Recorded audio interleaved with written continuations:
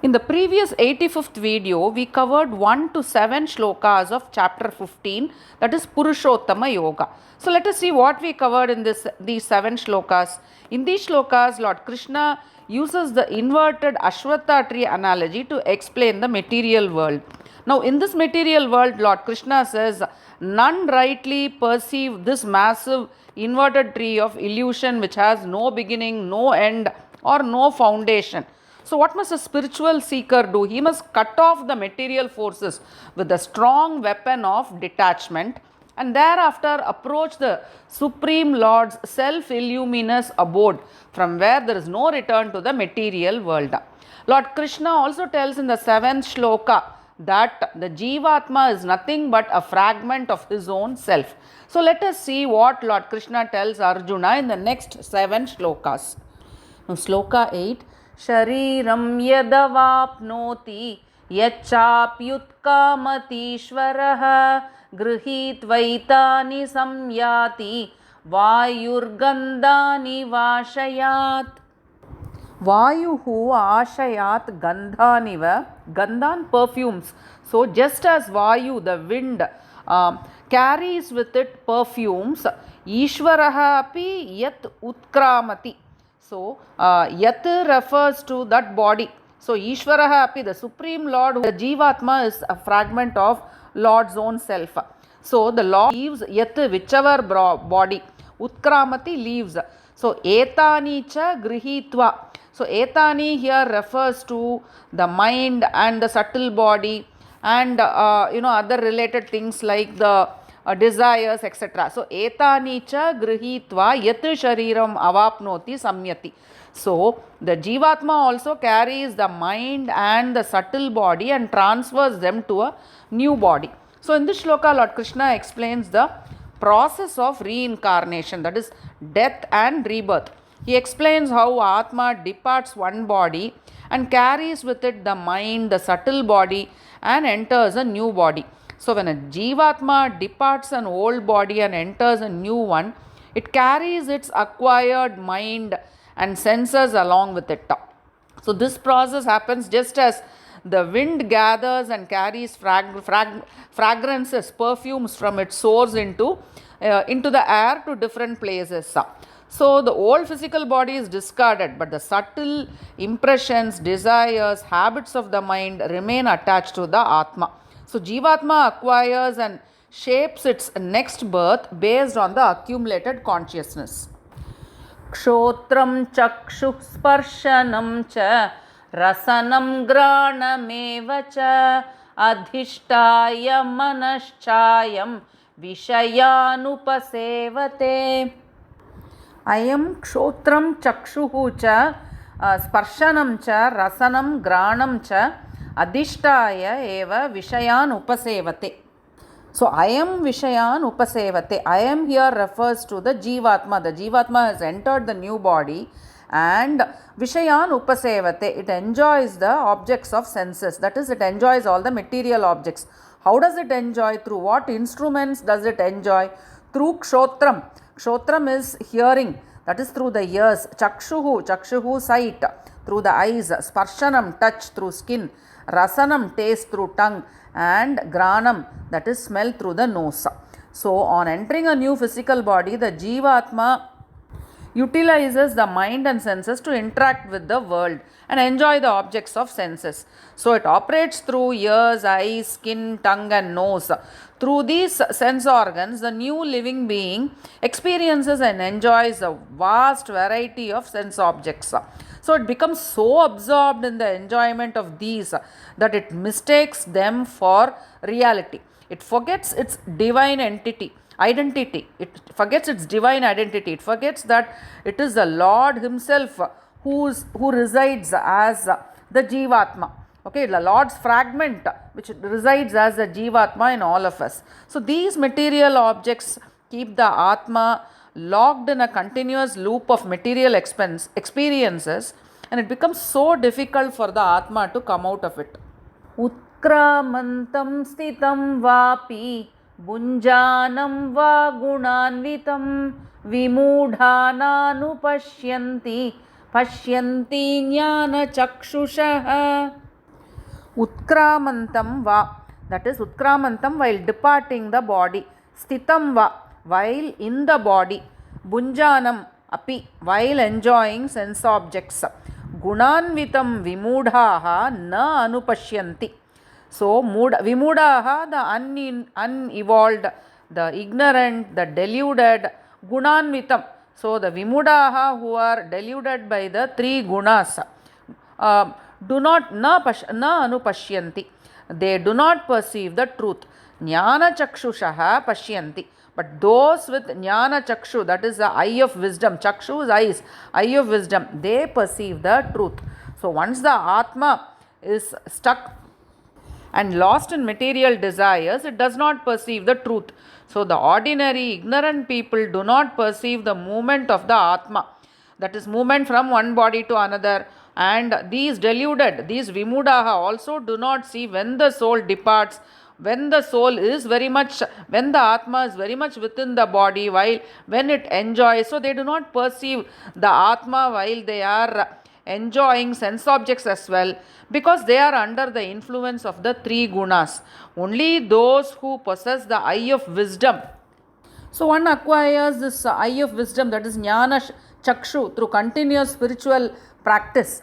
So only those who have this eye of wisdom can perceive the divine presence in them. So the spiritually blind remain totally oblivious to the divine presence in them. In fact, they mistake the physical body for the true self. So spiritual wisdom is needed. This shloka tells us that spiritual wisdom is needed to look past the physical body and perceive the divine which is within us, which is our true identity as well.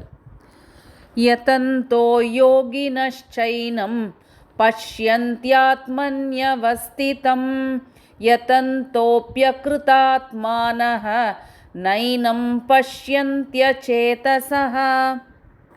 Yoginah yatantaha atmani avasthitam evam pashyanti. So yoginah, the enlightened yogis, endeavor and perceive the true potency of the Atma that resides in Atmani, that resides in our hearts. But akritatmanah, those with impure mind, achetasaha, those who are ignorant, yatantaha api yenaha na pashyanti. Yatantaha is try. So even if they endeavor, even if they try, they cannot perceive the true potency of the divinity. So yogis who are pure in heart can clearly perceive the potency and divinity of the Atma dwelling in their hearts. So how do they do that? Through meditation and self-realization. But ordinary people who lack spiritual discipline, who are impure in heart, fail to see the truth. So even if they try, they are not able to see the truth. Okay, so this sloka tells us that just by reading books, just theoretical knowledge alone is not enough to realize the truth. So spiritual discipline and practice that enables purification of heart is what is required. So the mind must be cleansed of all selfish desires. So this shloka tells us that self-realization requires both right effort and a pure consciousness. Yada dityagatam tejaha jagadbhasayate kilam yachandramasi yachagnau tattejo viddhi mamakam. Adityagatam yat tejaha. So tejaha, the radiance in Aditya, the radiance in the sun. Akilam jagat bhasayate. So the radiance in the sun which illumines the Akilam jagat, the entire world. Cha yat chandramasi, the radiance in the moon. And yat agnau, the tejas in the fire. Tat mamakam tejaha viddhi. So let it be known to you that the radiance in the sun, moon and fire are all mine. So now Lord Krishna in this shloka draws Arjuna's attention to how the Supreme Lord illuminates the sun, moon and fire. So he states that the blinding splendor and tejas of the sun, which lights up the entire world, actually originate from him. Likewise, the soothing glow of the moon and the fierce warmth of fire also originate from him. So it is the Supreme Lord who provides the essential light and heat needed to sustain life in this world. So by knowing all this, ordinary seekers like us, we learn to see the divine in all the fundamental forces of nature that makes life possible in this world. गामाविश्य च भूतानि धारयाम्यहमोजसा पुष्णानि चौषधी सर्वाः सोमो भूत्वा रसात्मकः cha aham gam avishya. Gam is earth. So cha also aham gam avishya. I enter the earth. Ojasa bhutani dharayami. So having entering the earth, it is me who ojasa. Ojas is energy. So it's me who energizes all the living entities in the world. Rasatmakaha somaha cha bhutva aushadi pushnani.